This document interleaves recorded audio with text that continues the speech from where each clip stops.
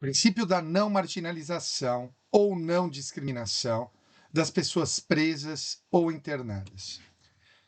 É muito comum ouvirmos em qualquer discussão de família, de grupo de WhatsApp de amigos, e notadamente de amigos mais velhos, é muito comum a gente ouvir a expressão tá com dó, leva para casa ou olha, nada contra, eu quero que os presos sejam tratados com dignidade, mas eu acho um absurdo que um preso tenha garantida comida, roupa lavada, cama e o trabalhador brasileiro solto não tenha esse tratamento.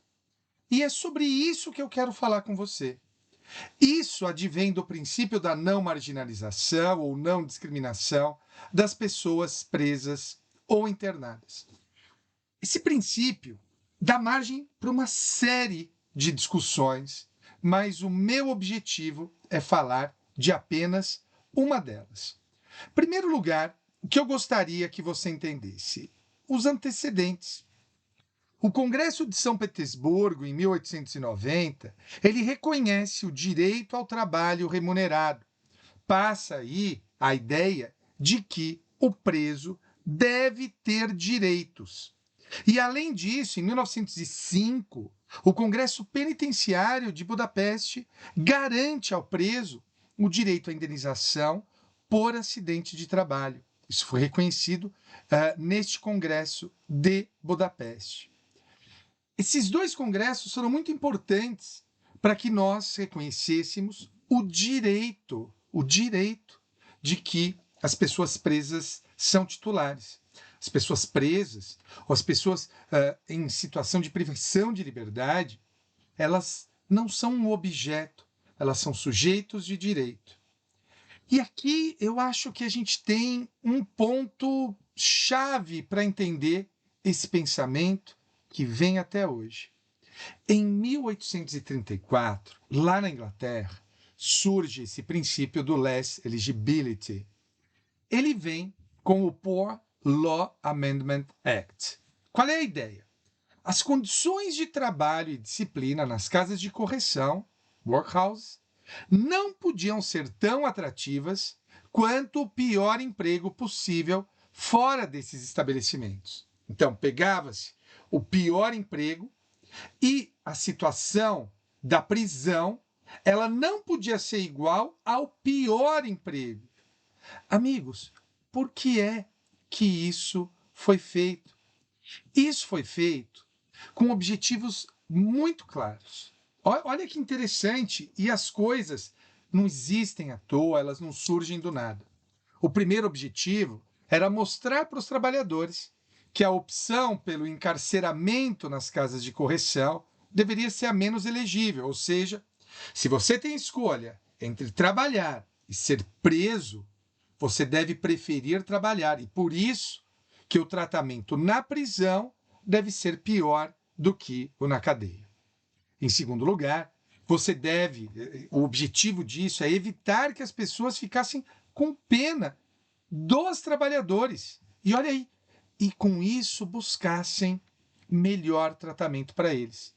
A ideia é de um trabalhador que não busque os seus direitos. Tá claro isso? E isso vem até hoje, né? Isso vem até hoje. Hoje, o tratamento das pessoas presas, ele deve ser necessariamente pior do que a condição de vida dos trabalhadores. E por que a gente pensa isso? Há várias teorias que vão explicar aí, desde teorias psicanalíticas que vão falar da ideia do gozo pelo sofrimento do outro, desde ideias que buscam na moralidade a fundamentação disso, ou seja, olham e dizem: não, é moral, é correto e é justo que aqueles que agem de acordo com a lei sejam tratados de maneira menos pior do que aqueles que agem contrariamente à lei. Mas eu insisto nessa ideia. Há aqui, me parece, um mecanismo muito interessante. Em vez de se buscar condições de vida adequadas para aqueles que não estão privados de liberdade, o que se busca é outra coisa. O que se busca é restringir ao máximo os direitos das pessoas presas. Vejam, eu vou mostrar uma cena do presídio de Pedrinhas para vocês, que é justamente esse daqui. Imagine passar o dia neste presídio. Imagine passar o dia nesse presídio. Olha que situação horrorosa. Ah, Madeira, mas essas pessoas cometeram crimes. Sim, sim, essas pessoas cometeram crimes. Mas a gente precisa entender isso. Em parte, fazer com que essas pessoas tenham um tratamento ruim tira o peso de se exigir do governo, e pelo amor de Deus, seja ele qual for, não estou falando de governos de esquerda, de direita, eu estou falando de todos os governos. Não vamos pensar de maneira pequena, eu estou falando de todos os governos. Não estou falando contra o político A, B ou C. E estou falando dos políticos de todos os países. Veja, isso surge na Inglaterra.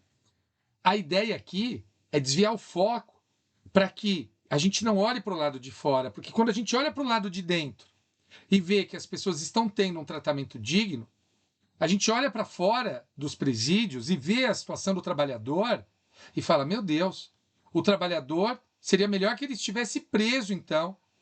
E aí a gente passa a cobrar o governo. Mas olha como a lógica perversa destruiu isso. A lógica perversa, o que ela nos faz? Vamos tirar os direitos daqueles que estejam aprisionados. E qual é a resposta?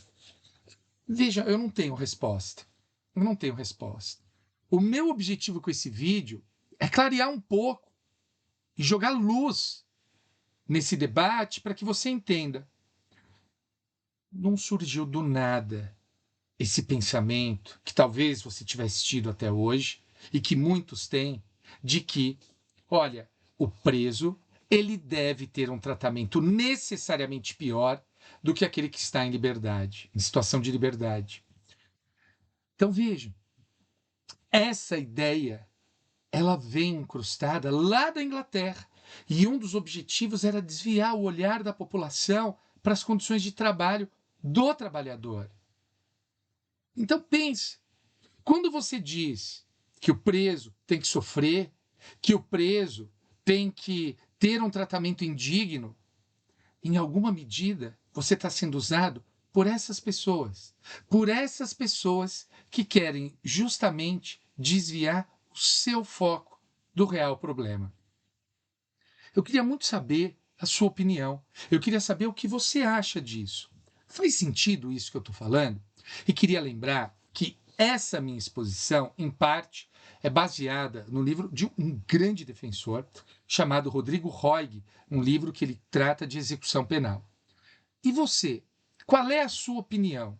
Você continua achando que o preso deve necessariamente ser tratado pior do que as pessoas que estão livres?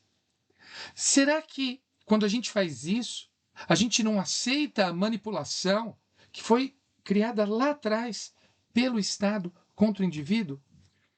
Escreve para mim. Quero ouvir suas opiniões no comentário. Nos comentários, eu acho que essa plataforma do YouTube ela tem uma das grandes vantagens que é um amplo acesso. E compartilhe esse vídeo. Compartilhe esse vídeo com a galera, porque eu acho que aqui a gente tem um debate rico. E só para encerrar e deixar claro uma coisa, eu não sou um abolicionista penal. Há abolicionistas e eu respeito a posição dos abolicionistas, mas eu não sou um abolicionista. E por quê? Porque eu acho que o direito penal, a gente ainda não conseguiu criar nada para colocar no lugar dele, pelo menos não até o presente momento, ou pelo menos não até os meus estudos. O direito penal, infelizmente, ainda se faz necessário.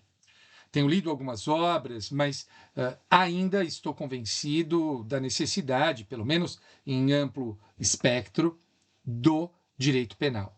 Agora, isso não significa que a gente deva aceitar um direito penal que seja um direito penal que desumanize, que humilhe que torture. Afinal de contas, essas pessoas vão sair um dia da cadeia. E será que a gente humilhando, maltratando, usando seus corpos, será que elas vão sair melhores do que elas entraram? E me parece que a pergunta é tautológica, né? É óbvio que não. E é isso que nós queremos? Que essas pessoas saiam piores? Nós estamos preparados para lidar com essas pessoas? Deixe seu comentário nos vídeos e compartilha com a galera que você conhece. Valeu, galera!